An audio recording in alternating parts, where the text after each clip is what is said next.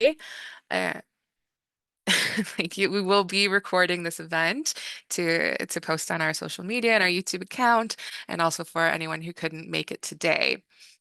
I just want to quickly introduce Women Plus in Geospatial, myself, and then I'm going to set the scene a little bit for today.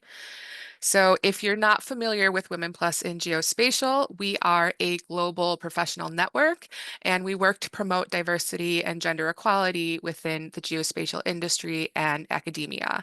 And as of right now, we have over 5,500 members spread across 149 countries. So, it truly is a global community. Our vision is to forge this geospatial community where all genders can thrive. And we do this through community building and also career development.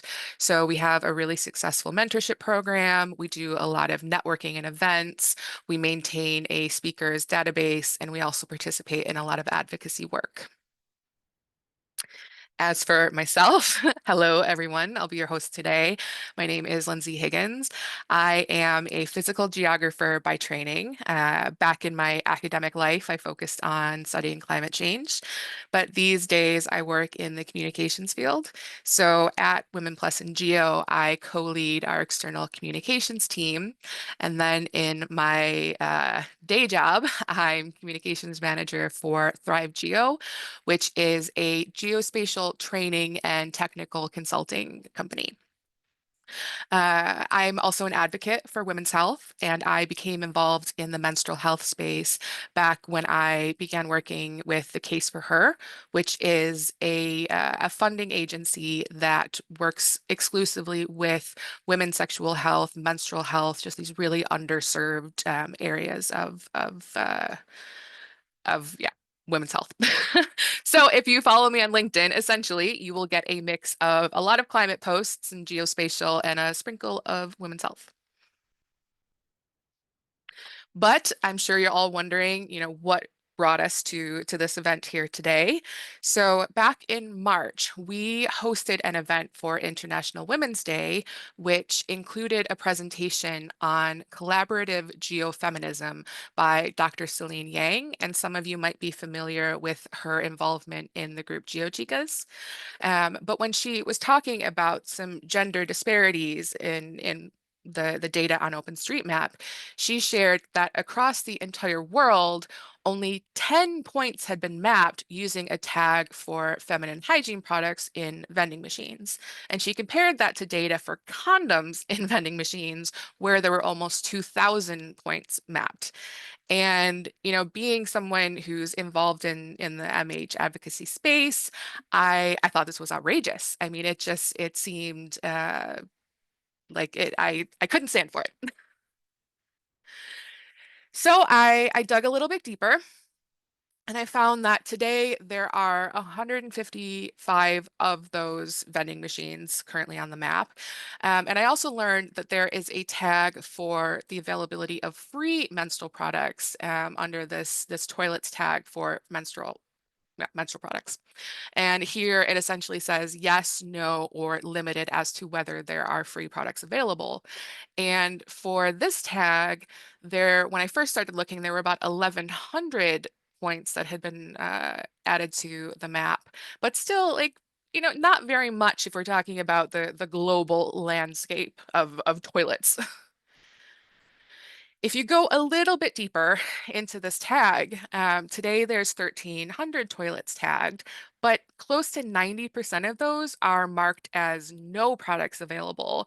And the tags that we do have are really clustered around Europe. If you go into the chronology, I mean, up until early last year, there were only like 10 or 20 points that had been mapped. And then something happened in around March or April, where someone, began adding a lot of data points for these, no products available. But, either way, it's a serious lack of data. So my next line of thought is, how do we fix this? How do we map menstrual product access and ensure that this data is available to the government agencies, to the NGOs, to all of these researchers who are using OpenStreetMap as a resource. And I started hitting some roadblocks and meeting challenges kind of every step that I took. I mean, the first problem that we need to address is how do we actually verify what we're mapping? It's not like you can look at a satellite image and see the menstrual products and verify that they're there. So my next line of thought was, okay, I'll go to the businesses, the ones who are providing the vending machines or the product dispersal boxes, and try to get location data from them. But no one was really willing to share that data with me. But so first we have this problem of data availability.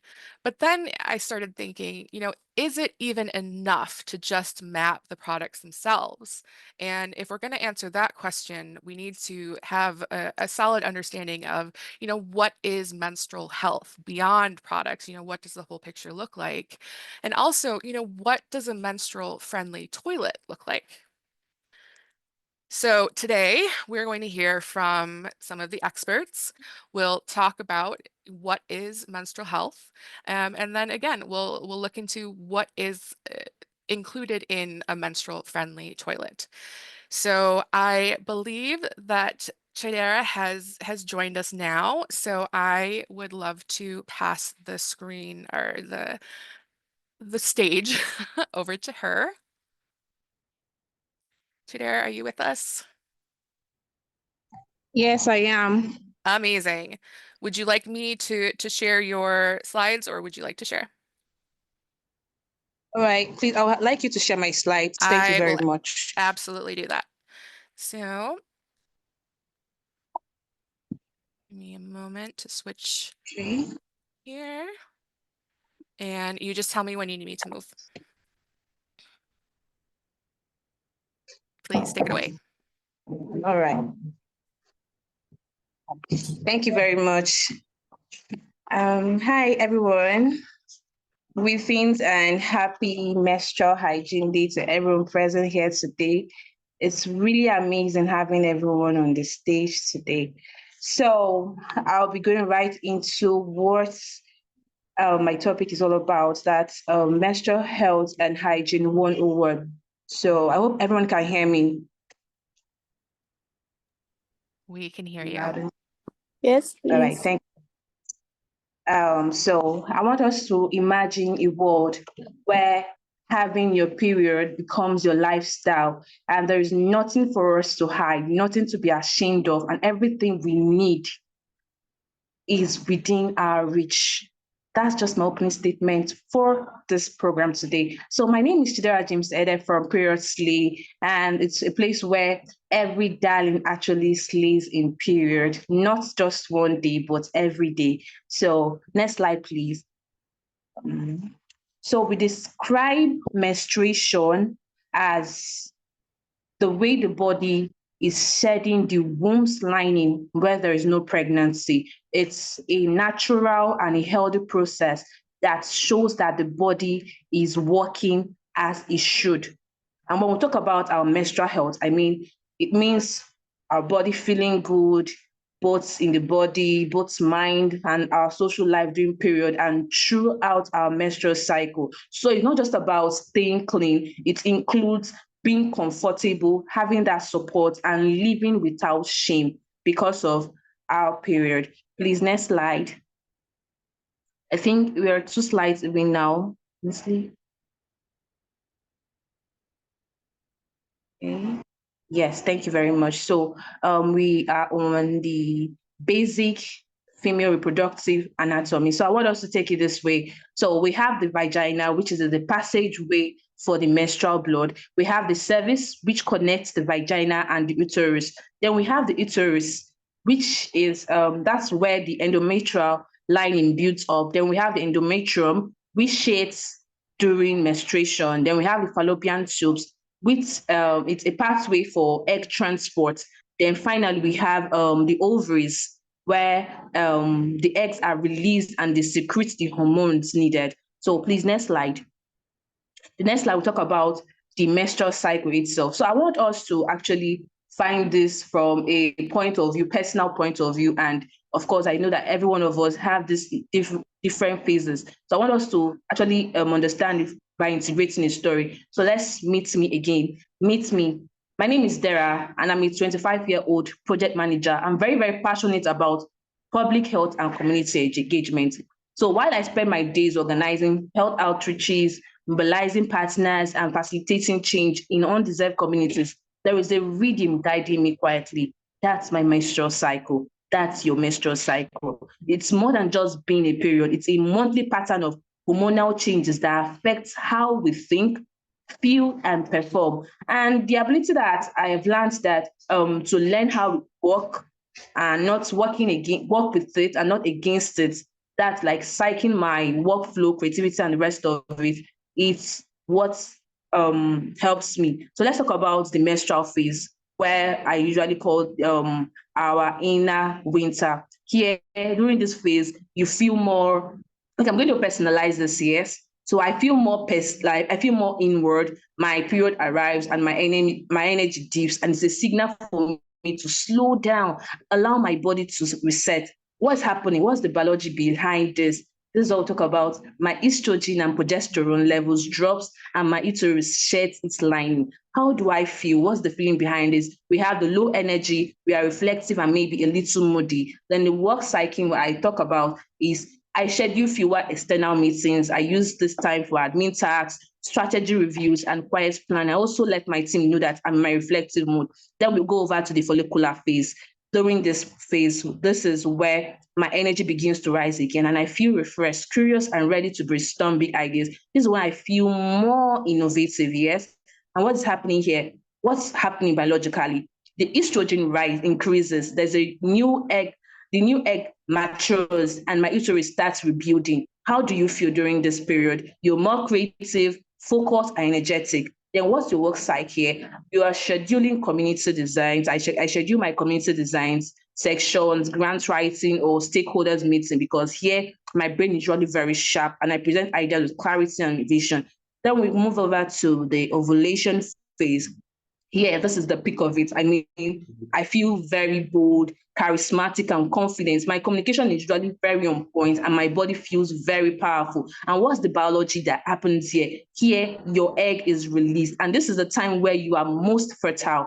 How do you feel during this period? I feel outgoing, optimistic, and magnetic. And I also lead community dialogues, media interviews, or public events such as this.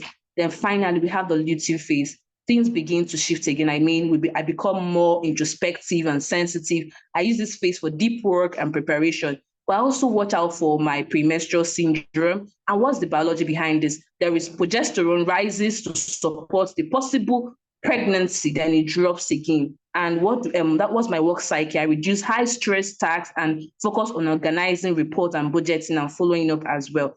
And what do you get? What's the whole essence of this? Your menstrual cycle is a cycle. It's a cycle. It does not end with just menstruation. It's not a linear thing. It's a cycle that helps you to know that it's not a limitation, rather it's your superpower. Please, next slide. On the next slide, we have the different type of menstrual hygiene products. We talk about the disposable and reusable sanitary pads. We have the tampons, we have the menstrual cups, we have the period underwear and cloth pads. And when it comes to selecting a product, we have to also consider that you need to be very comfortable with the one you have. You have to consider the cost, the accessibility, and cultural acceptance. This next slide. Here we talk about the menstrual health management. Here we have to talk about using safe and clean appropriate materials, proper disposal methods, access to clean water and private toilets, freedom from shame, stigma and discrimination, and finally access to pain relief and health support. Next slide. Okay, and when do you seek help? I mean, there are times where you need to seek help, especially when your periods are very painful, heavy bleeding, missed periods, irregular periods, your inability to actually manage your emotional or physical symptoms. Please seek help at the right source, especially going to meeting your doctors. Next slide. What's the impact of poor menstrual health here when we talk about over here, my own community, we talk about girls missing school or the dropout, higher risk of infection and disease. We talk about reduced self-esteem and dignity, work acceptance, especially in adults that have worked in maybe higher school and universities. They will talk about increased inequality because, of course, we see that the women's health are no longer prioritized. This next slide. And what's the call to action for us here? How do we help? How can you help?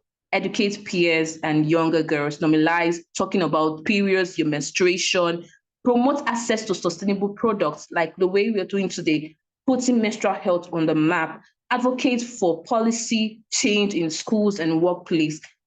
And finally, I talk about joining the Previously Tribe. Yes. So the next slide.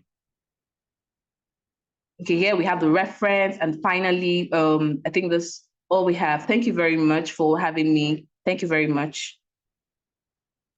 Thank you so much, Chidera, for setting the scene there. And now I will hand it over to Angela Nguyen, who will tell us about her menstrual-friendly public toilets research. Thanks, Lindsay. And that was a great presentation. Thanks so much for kicking us off. I will share my screen. And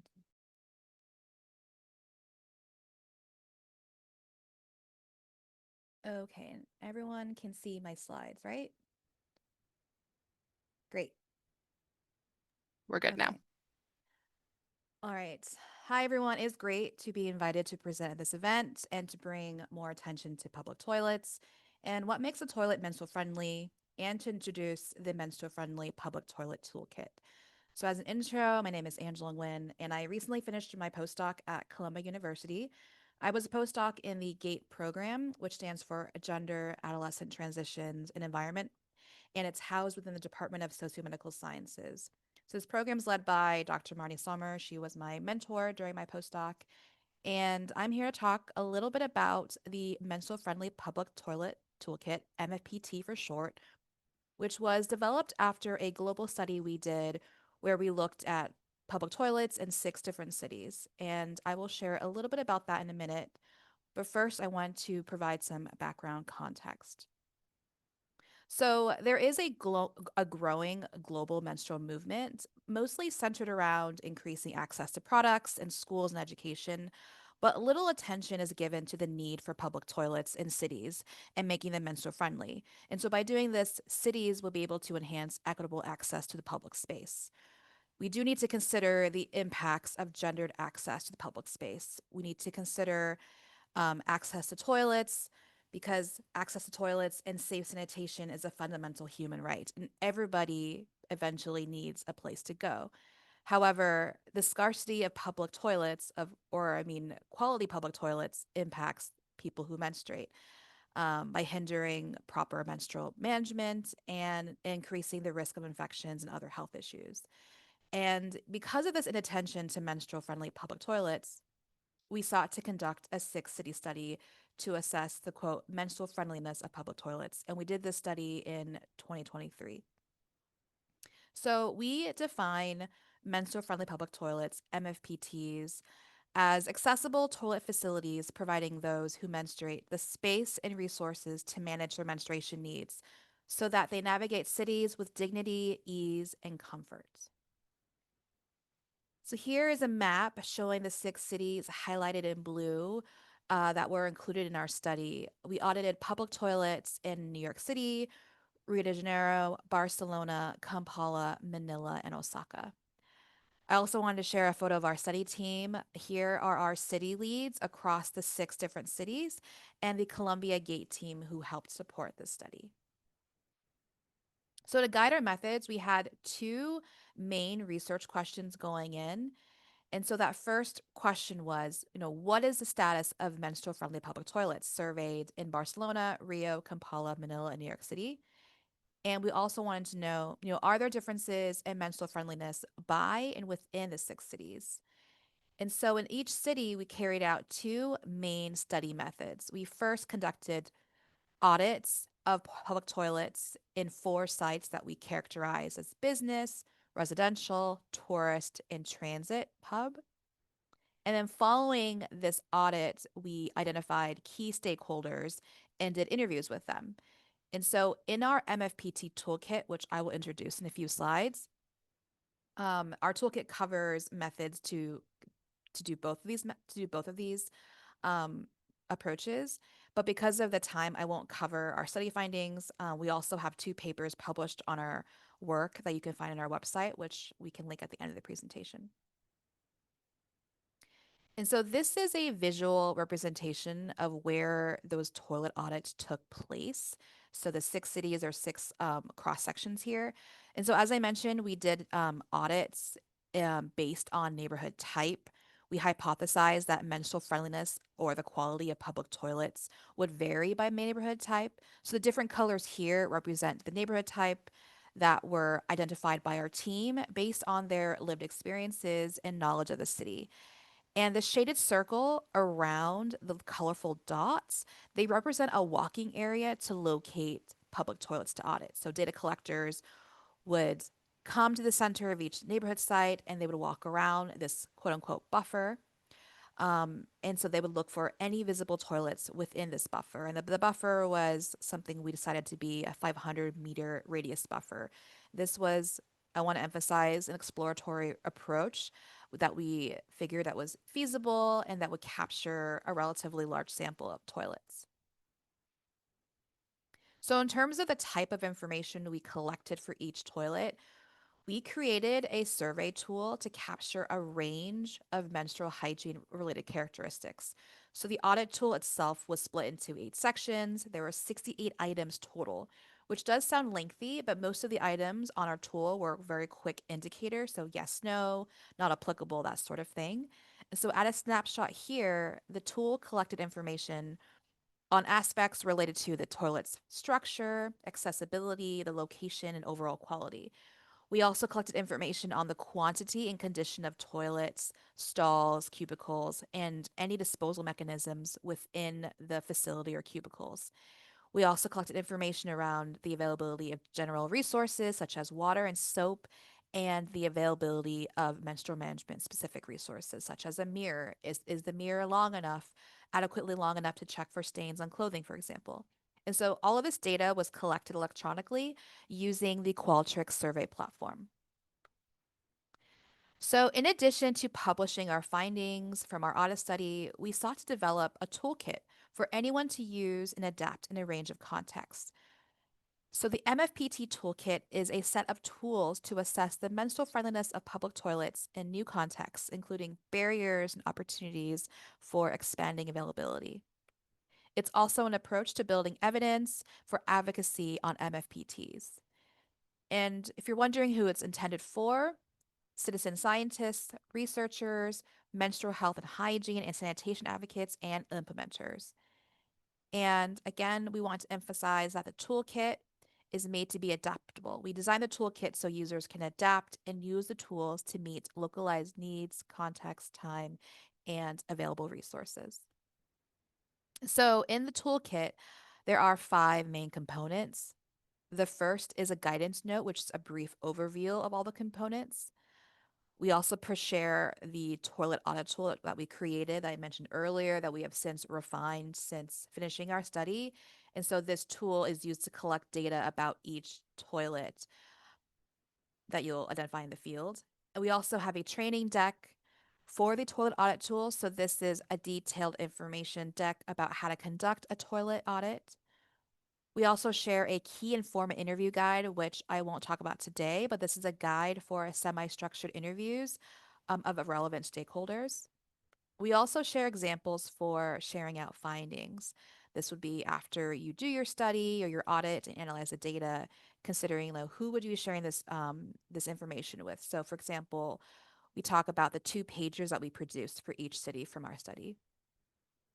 So these are snapshot visuals of the toolkit components, which are available to access on our website. So starting from the left, this is the guidance note cover page, the key informant interview guide, the training deck for data collectors, and the PDF version of our audit tool. And so the guidance note is worth highlighting here because it has all the information on how to do an audit, an FAQ, and then we also created these appendices dedicated to MFPT graphics, key definitions, spatial information, and data analysis. In terms of the toilet audit tool itself, we made this audit tool available in two formats, both online in Qualtrics format and by paper format. So Qualtrics is a cloud-based management platform that allows users to create, distribute, and analyze surveys. So we created a Qualtrics survey format that one can download, and then that can be imported into, let's say, your institution or company's Qualtrics account, assuming you have one, and then you will be able to collect, store, and manage your data. If you don't use or have access to Qualtrics, we also have a document that you can download that will support you to duplicate and modify the survey in an online platform of your choice. And of course, we also have the paper format version for folks who do paper or prefer paper data collection. And so we worked with a graphic designer to design several MFPT graphics shared in our guidance note. An example is shown here depicting types and features of MFPTs that are key to making a toilet inclusive and equitable. So here we show a toilet in both squat and Western form with what we call mainstreamed menstruation specific components. And so as you can see, these depictions of ideal toilets with mainstream menstruation components are not drastically different from the toilets that already exist that you might see. So these are added components that include a comfortable space for changing materials such as a shelf, menstrual product disposal mechanisms such as a wall-mounted disposal bin with a liner, and then lastly, new products in a basket or dispenser. And so a quality menstrual friendly public toilet does not always mean something new or drastically different, but improving and adding onto components that already exist in most public toilets. And so to access the MFPT toolkit and learn about our work, please visit our website. We also have other relevant information such as our publications, which share more about the study that we did and other resources. I also want to highlight that we hosted a masterclass on using the toolkit. This is back in the fall, and this recording is also available on our website under the Period Posse Prevents section.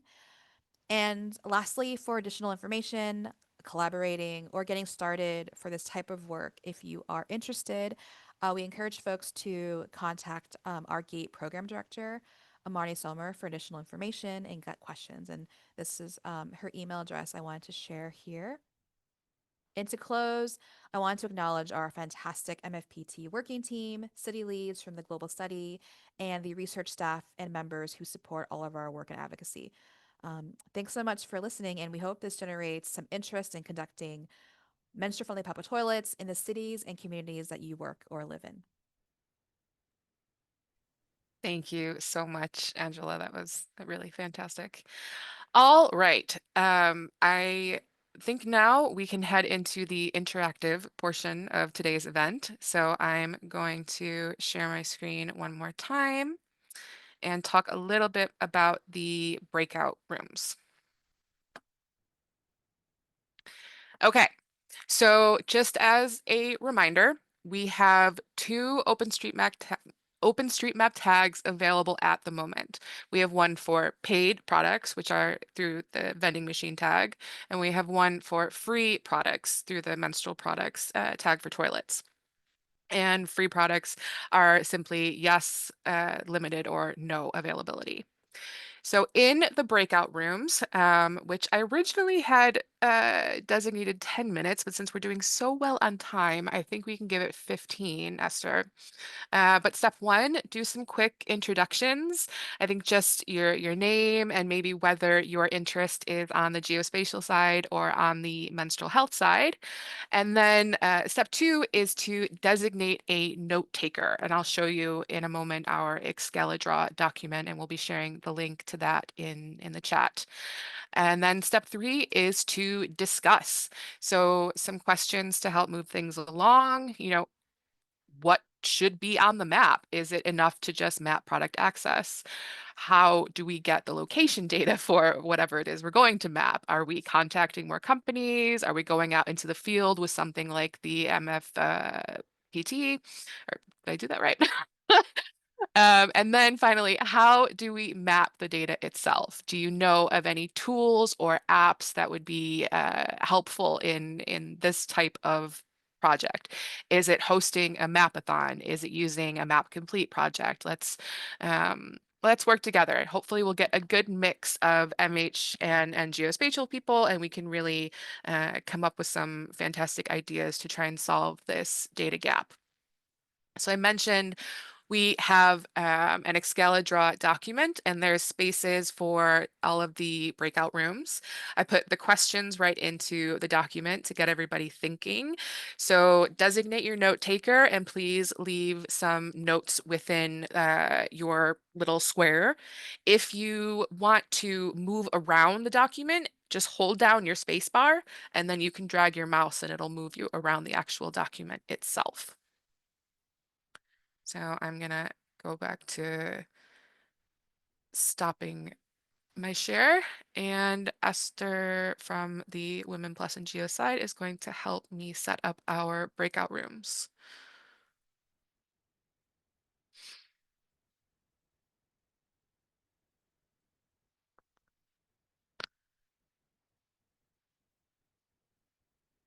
Maybe we have everybody. Okay. Um, I hope that we had some fruitful discussions there in the breakout rooms.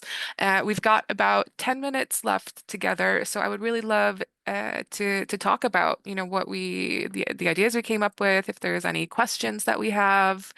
Um, so I'm going to ask for volunteers to, yeah, share something about the discussions in their rooms if you think that you'd like to do that.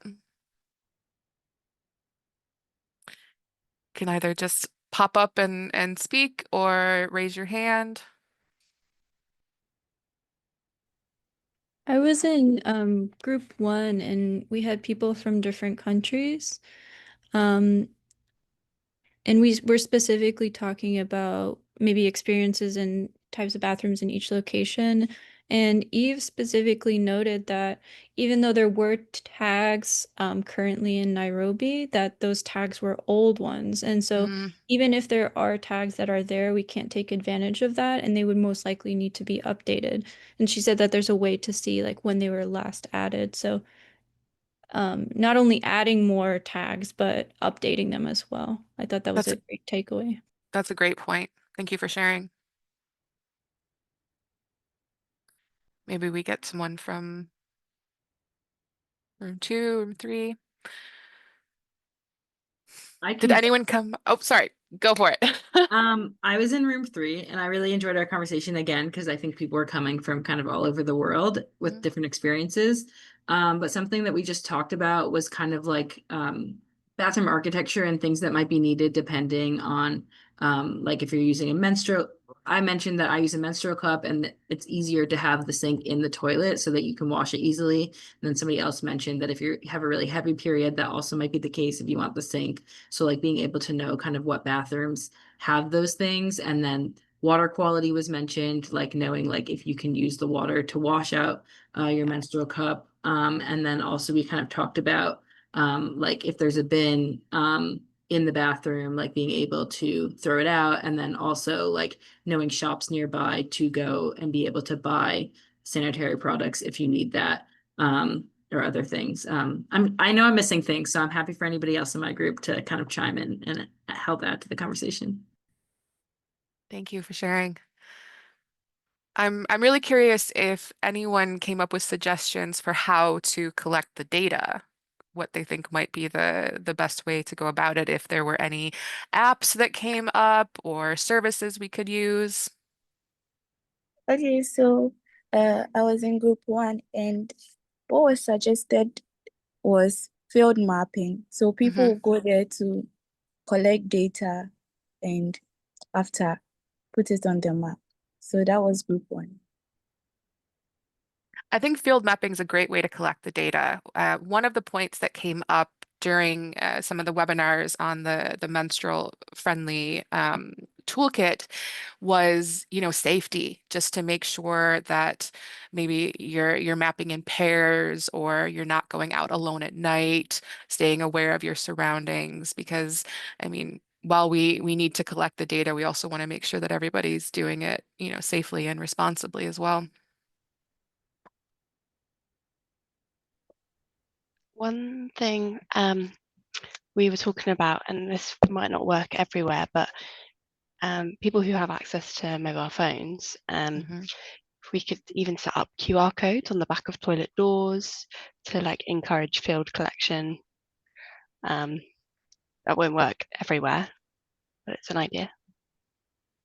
I know there are different apps for collecting, data in the field. One that I know of, which is actually a Swedish app, is called Notes, and it's for qualitative researchers, but it does have a mobile mapping component.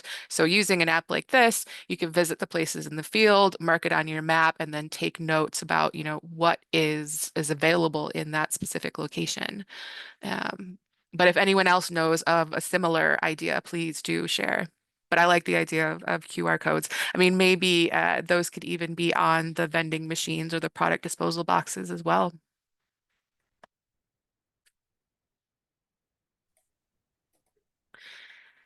Any discussions around how to do the mapping would be great to hear about as well. Oh, Amy, were you going to speak? Oh yeah, no, we were just talking about utilizing services that already exist. So we were talking about like shopping malls, how shopping malls are quite a global thing, and they all look pretty much the same around the world. And often the toilets are pretty accessible in most of them. I mean, our groups from lots of different countries. I guess a big drawback from that is some will need to be paid for. We don't know about that, and it lowers the accessibility. However, it could be like a starting point to send, like, if there are people that live near those areas, send them to kind of do a bit of investigation, see if they are accessible. I think just getting some points down on a map is a start. Yeah, I agree. Nice, Sarah, did you have something to say? I hope I pronounced that correctly. Yes. Sorry, I came in very late, and yes, I was in group 4, and we didn't. I don't. Maybe the group discussed, but I was not available. But then, on few suggestions on how we collect our data, specifically on the menstrual health, is one we are using the Google My Map, whereby looking at the menstrual health in the informal settlement, we are looking at the sanitation blocks, we are looking at the sanitary banks, whereby we have stations whereby the young women who don't have access to sanitary towels, they can go and access the sanitary pads. And so when you use the Google My Map, you can be able to like navigate. You can be able to like check in a map how many sanitary banks we have, how many sanitation blocks we have, in also in terms of security, whereby we also use the talking boxes on the menstrual health. So this one, the talking boxes, is to capture the sexually reproductive gender-based violence. I mean, so whereby now those talking boxes, where are they? So we also use the Google My Map to do that. Whereby now we collect the coordinates, the settlement itself, and if there are hotspots, because looking at the menstrual health, for us, we look at it very broadly in terms of gender-based violence, in terms of infrastructure, and so forth and so forth. And then finally, I would say, yes, this is, by the way, something very good. And I was so happy to like hear that you're going to put the menstrual health on the map, because that is something that is missing. That is something that is missing, whereby if you go to like even the OpenStreetMap, like people don't want to talk about menstruation. The scientists, the researchers don't want to talk about the menstruation. So I think this is something that caught my eye, and I was like, oh, as a woman living the informal settlement, I think this is what I need to direct my women. Yeah, thank you so much. And Thank my you for apologies for sharing. coming. No problem, no problem. I we've got just a couple minutes left if anybody wants to share a final idea or point that was made in their groups. What I will say is that I'm going to collect all of the notes that you left in the document, and we will publish an article likely on our LinkedIn account summarizing the discussions and where to go from here. I see Gertrude's. Hi everyone, nice to meet you all. Yes, I was in group 6, and basically we talked about mapping on field, and we talked about using a tool known as Kobo Collect, where it is a survey that you can take pictures of the place you are, and it also captures the geospatial information or where you are, and you can program the questions you want to answer or check when you are on site. And because someone talked about QR code, you can also, it will be a nice idea if we designed the survey on Kobo Collect, and then you can make a QR code and then put it on a lot of places, and then you can scan and go directly to the survey, and that will be helpful. And then the information we gather through Kobo Collect, we could use with QGIS. And yes, so one thing we talked about during the reunion on group 6 was that a lot of schools, depending on the country, you can go inside if you want to use the bathroom, only public schools and university. So depending on the country, that will also be something nice to map if you can go into the school if you are in need and use the bathroom. Mm-hmm. I think If you could that was it. put the name of the app in the chat, that would be really fantastic. I know we're out of time here. Ifrata, I'd love to give you a chance to speak. So if anyone can stick around for a couple of minutes, please do. I just wanted to throw this up here as well, that Women Plus in Geospatial, we're 100% volunteer run. We're a free network to join. So if you would like to follow up on this mapping project, please do check us out. So Ifrata, I will give you a chance to close us out today. Okay, thanks. What an honor. I just wanted to quickly add, I was in breakout room 5, and one thing we thought of, or I guess I thought of now, is mapping homeless shelters or women's shelters. Those typically do have, access to not just free housing, but also bathrooms and toiletries and all the things that are necessary for women. I'm sure that database exists somewhere, so utilizing that might be a way to enrich like the data that currently exists, the minimal data that currently exists on like menstrual products in public spaces. Interesting. No, I think that's a really good place to start as well. I think we'd have to be a bit cautious about maybe sharing publicly locations for shelters. It would depend on what type of shelter it is, homeless or otherwise. Correct. But yeah. But no, Yeah, good it's a point. great idea. I think anywhere we think there are products available, I mean, this shouldn't just be exclusive to toilets. Like menstruators who need products should be able to find them, and also governments and NGOs should know where products are available because they also need to know where they need to be available. Mm-hmm. Fantastic. All right, then I want to thank everyone so much for coming today. Please keep an eye on our social media channels. We'll be publishing the recording to this, as well as sort of some wrap-up information and posting some of the different apps and ideas that we came up with today. Next session, please. Maybe we'll host another one. Maybe we'll get to host that mapathon I originally hoped for, but we'll just see where this takes us. So thank you everyone for contributing. Yeah, thank you for this.